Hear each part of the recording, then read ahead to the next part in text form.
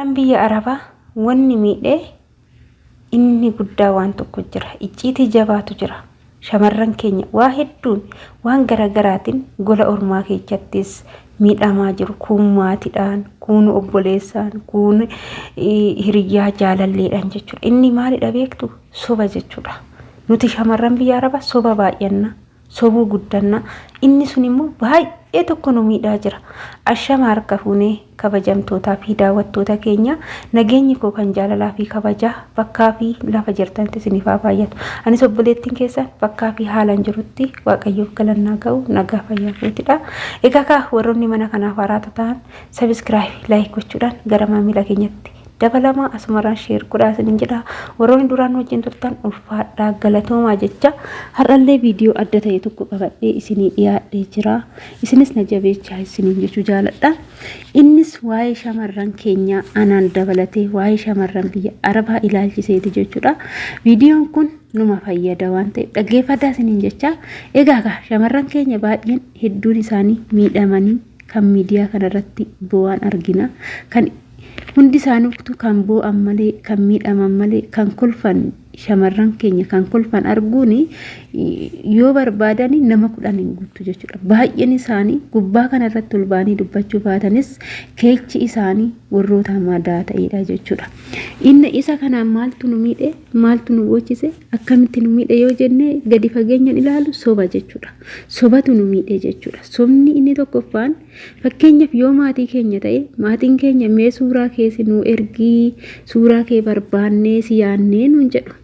Gizee akkas nuun jedhan san nuti maal goona uffata keenya san gola keenya madaami ilaallanne gola keenyatti gallee qullufannee uffata keenya jijjiirrannee fiilterii irra goonee suuraa of kaafnee yoo suuraan keenya suni nuti toluu baate sissinee fuulduratti as takaakallee duuba keenya san immoo background isaa jijjiirree akka waan iddoo bashannanaa wayii deemnee fakkeechinee suuraa san ergina jechuudha. Suuraa san gizee isaan laalanii qalbii isaanata. Fiilteriidhaanati faranjii fakkaata, jaruma fakkaata waan ta'eef waanuma akkas jirtu, waanuma bifti kee akkasumatti sitti tolee qullubbii fakkaattee jiraattu sisa'u. Anillee yoomuman deema biyya kana keessaa jette obboleettii yoo qabaattu obboleettiin ta'e isheen xiqqoon. Maaliif jenna si argite ka ati akkasitti qullubbii fakkaatteetti ergite ka suuraa. Yoommoo yoo abbaa manaa kee ta'e abbaa manaa kee yookaan immoo hiriyyaa jaalallee kee yoo ta'e isallee akkasuma gootee suuraa ergitaaf. Innillee immoo akkasumatti jiraata si'a. Kanaafuu qalbiin isaanii bada jechuudha. Jaalallee kee yoo ta'e ka lubbuutu bareedduutu sin jaaladha jedha. Ati yeroo hundumaayyuu isa waan dhoksite san ittiin himtu isa fiilteriidhaan ka'aatu ergituuf sani gizee immoo itti haasoftu kolfaa nama jireenyi itti tole fakkaata malee nama kaffa'ame fakkaattu.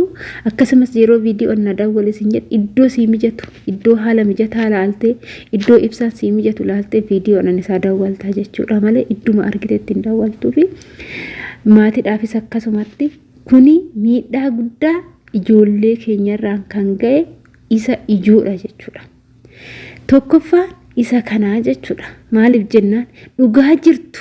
Dhugaan biyya Arabaa nama gootu, dhugaan golli ormaa nu goote namni tokkichi hiriyyaattis, abbaa manaattis, maatittis namni hime hin jiru. Kanaaf takka maallaqa keenya nu jalaa nyaatu, takka kaan nu godhu birrii gizee erginu, xiqqoo doolaarri dabalee jira. Birrii kana duubatti hin qabannu, boru yoo galle maal taana jennee kan boruu iyyaannu, namni tokko yoo waan nuun jedhe ji'a dhuftu arganna jenna, birrii kana zaraggafnee ergina, yoo suuraa nuun jedhan fiiltirii irra of goonee of qanabbarree, rifeensa keenya rifeensa feekii fuunee irra goonee, kuulii feekii bilbila keechaa itti diddibnee suuraa fataa jedhe ergina, gini nu gola ormaa keessatti fuulli madaatii nu baasee nu ciccitee zayitiin ormaa nu fixee hojiin ormaa nu fixee qorichi ormaa harka keenyatti alaarjigii baasee harki nu ciccitee qaamni keenya nu ciccitee kan jiraan fiiltiriidhaan bareechinee isaanitti ergina. Isaan immoo waanuma akkasitti jiru itti fakkaata. Kun immoo shamarran keenya hedduu miidhee jira jechuudha. Ijoollee keenya shamarran keenya hiriyyaa keetis haa ta'u abbaa manaa keetis haa ta'u akkasumas maatii keetis haa ta'u tokkoffaa bifa kee odoo fiiltiriirraan godhin haala kanaanan jira jedhiiti suuraa hunaa ergi jechuun jedhan haaluma jirtu saniin ergi tokko. Inni lammaffaan immooyyuu yeroo hundumaa keessattuu hiriyyaa jaalallee boru na fuudha jettee yaaddu tokkoffaa fuula kee bifa kee isa orjinaal irratti ergi. Si jaalatu si haa jaalatu, si jibbu si haa jibbu jechuudha. Isarraa kanaaf immoo dhugaa maal akka hojjechaa jirtu itti himi. Tokkoffaa osoo beeloftu nyaata odoo hawwitu odoo nyaatiin jiraachuu, osoo dhuguu barbaaddu osoo dhugiin hojii isaanitti fiiguu, osoo uffachuu barbaaddu yeroo hundumaa uffata bifa tokko sababa hojiitiif sababa mana namaa ta'e sodaarraa kan ka'e sababa uffata bifa tokko uffachuu. Sa'aatii itti raftu sa'aatii itti kaatu madaamin sii kennu yoo daqiiqa takka dabarsite akkasitti iyyamu akka lolamtu. Akkasumallee immoo jireenya boqonnaa hin qabne keessa akka jiraattu fi gubattee cincooftee akka maallaqa kana fiddu maatii keetittis hiriyyaa keetittis abbaa manaa keetittis dhugaa jirtu himi. Saniin booda maallaqa kee nama tokkotti hin kennin si haa jibbani jechuudha. Yoo namaa kennuu barbaadde mana amantaa ijaari. Maqaa keetiin mana amantaa gargaari akka mana waaqayyoo galtu. Kan namaa kennitu kookan kan quufaadhaa ergitu kun mana waaqayyootti sin galchuu boru lubbuu keetiifis sin fayyadu birrii qilleensa irratti badde ta'a jechuudha. Kanaaf eenyummaa kee odoo hin dhossin eenyummaa kee himiti eenyummaa kee wajjin kan si jaalate si haa jaalatu kan si jibbe si haa jibbu. Jibbamtu namaan jibbamte malee waaqan hin jibbamtu jechuudha.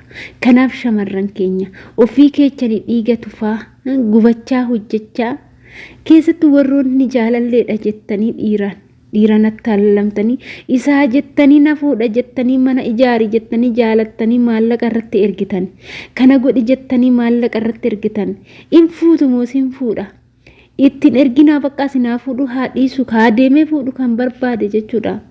In ergina maallaqa keechan hin kenninaa yeroo hundumaa garaa jabaadhaa jechuudha. Kanaafi kanatu nu miidhaa jira. Eenyummaa keenya dhossuun nu miidhaa jira. Ijoollee baay'een miidhamtee kan gadi baatee boochuu bichaa argaa jirra. Akkam takka hojjettanii maallaqa kana fiddan ilaalaa. Maallaqni ji'aan argattanii sharafni isaa baay'ateef yookaan immoo akkam takka ji'a abbaatii sangeecha ilaalaa. Mana tokko keessatti shintimeetii meeqa akka dhixxan ilaalaa. Dhugaa rabbii shintimeetii dhuguudha. Muudannoon garagaraa waa'ee shintimeetii kanaa jira. Isaan itti gadi haganii qadaadanii fa'aa biraa deemu. Tasa wadhaxxanii bantan isa argitu. Ani guyyaa baay'ee na mudate wanni akkanaa kanaaf waan dubbadha dhugaa ijoollee. Kanaaf akkanatti hojjechaa too hin dhossinaa waan hojjettan guutumaan guututti maatii keechanittis abbaa manaa kee hiriyyaa keechan irrattis himaa malee hiriyyaa hin jaalattanne. Fuula filterii sin argee faranjii fakkaatti siniin jedhe gaafa sii galtanii qaama wal argitan fuula keessa orjinaala gaafa argu si'ii miti kan naasubsiisaa ba'e si'ii miti jedhee si kaadee si gatee si biraa deemee qabeenya asteechee irratti ergitillee fudhatee sillee sobee yookaan si sossobee mana algaa si bulchee qabeenya keessirraa fudhatee si harkaa bada. Hin argine hin beeku jedha si kaada hin maraata jechuudha.